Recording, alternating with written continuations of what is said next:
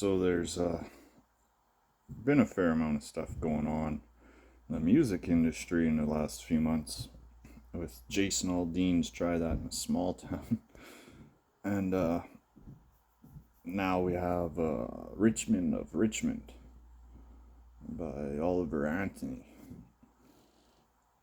Um, like, I've spent a lot of time just watching reactions to that video.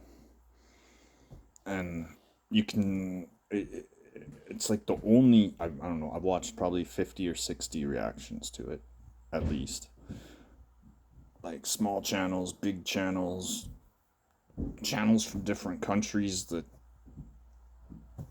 like, yeah, and they all enjoyed it. They all were like just speaking facts. It's just the way everyone feels, except for one guy, um champagne socialist, of course, one of them with a silver spoon in his mouth. Chunky Yogurt's nephew there. I don't know. It's only $3 at Doritos, man. Like, okay, buddy. Why don't you give people?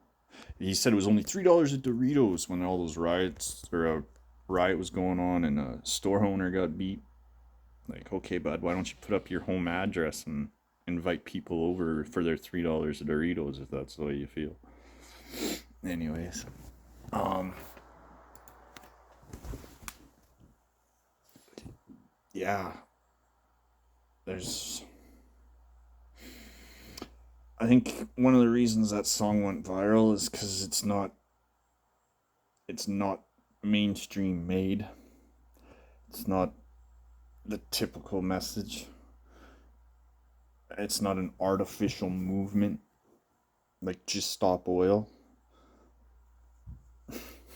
Like those are all affluent people that can just take the time off, go buy themselves some high vis vests, which are artificial fibers, get themselves some plastic banners printed up, and afford the legal fees for damaging multi-million-dollar art. Oh, and they can also afford hair dye. And they want to just stop oil, but they can't. Like, that one girl can't stop dyeing her hair. Like, what is she going to do if they actually stop oil? Anyways, but yeah, I find it funny. Like, they'll push Greta Thunberg and just stop oil, but they won't mention Boyan Slat, who's like, as we speak, cleaning up the Pacific garbage patch with his own inventions that he self fundraised and got built. Like, they'll they'll push all these people that are demanding other people do stuff while they live millionaire lives. But a guy who's like invented stuff and fundraised and put all the work in and is actually making a difference with his own efforts, they don't talk about. And then back to Richmond. Like, where's Epstein's logs? Where's people going to jail for all of that stuff? Hmm? Convenient. Yeah. And then just so much stuff like that. Like, they smear Jason Aldean's song as racist, but there's a rap song that literally tells people why they should rob Asians and how they should do it. Nothing said. Yeah. Hopefully it's a sign that some people are just starting to get fed up with the bullshit. But unfortunately, too many people need the government. They don't know how to do things for themselves. And I think that's a growing issue, is everyone mocks the blue collar workers. Oh, automation will replace you. Like, guess what? Even when you get the automation, you still need operators for the machinery. Like, you still need, like, laborers to clean it and maintain it. Like some jobs when the automation came in, it boosted production quite significantly, but it actually created more jobs because of all the maintenance to do. um, yeah. Uh, but unfortunately, we're, you know, uh, because we've switched into all these corporate systems and everyone's just educated to be another cog in the machine and only play their one role.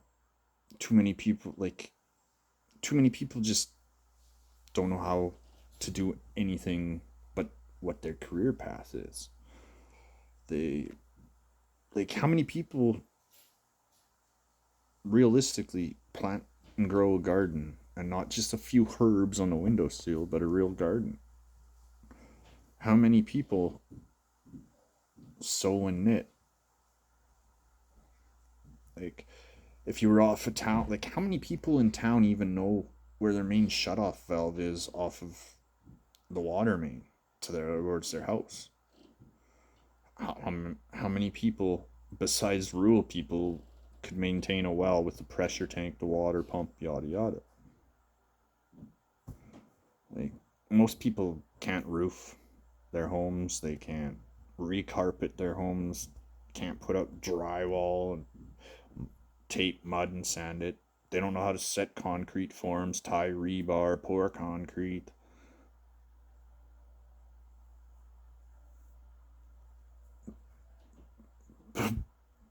Like, we need to realize, like, a whole bunch of people are nothing but consumers, really. Like, they just don't produce anything. And I don't know what the fix for that is. Like, but the worst part is it's the people that have made a mint without ever producing anything. Those are the people that everyone listens to.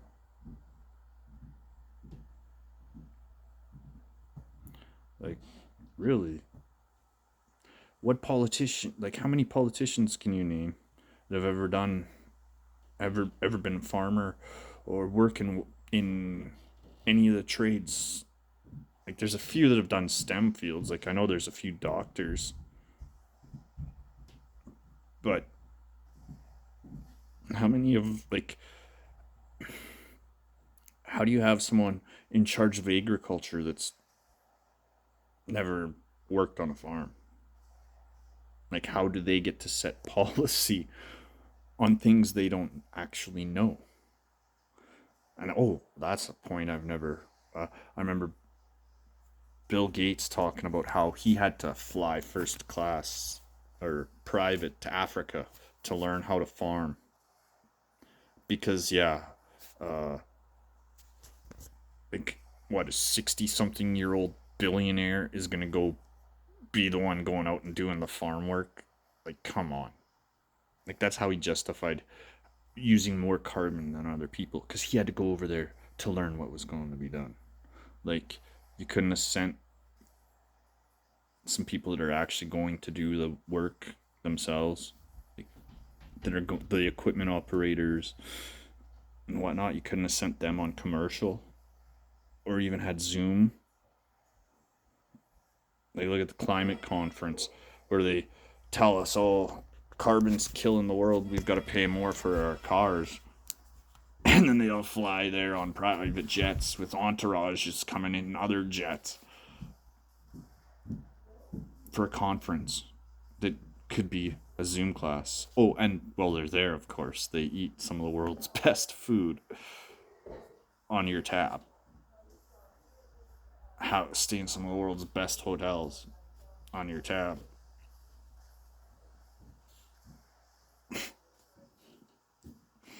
Richmond, North of Richmond. Like, how do all of them become? Oh, well, well, they all become multimillionaires because they can buy stock they regulate. Like Pelosi's, I mean, they're either the world's best stock traders or, they're doing something sketchy.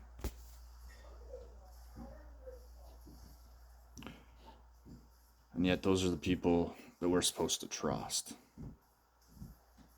That we're supposed to put our faith in, that they're going to do the right thing for us when they've never done anything but take from us.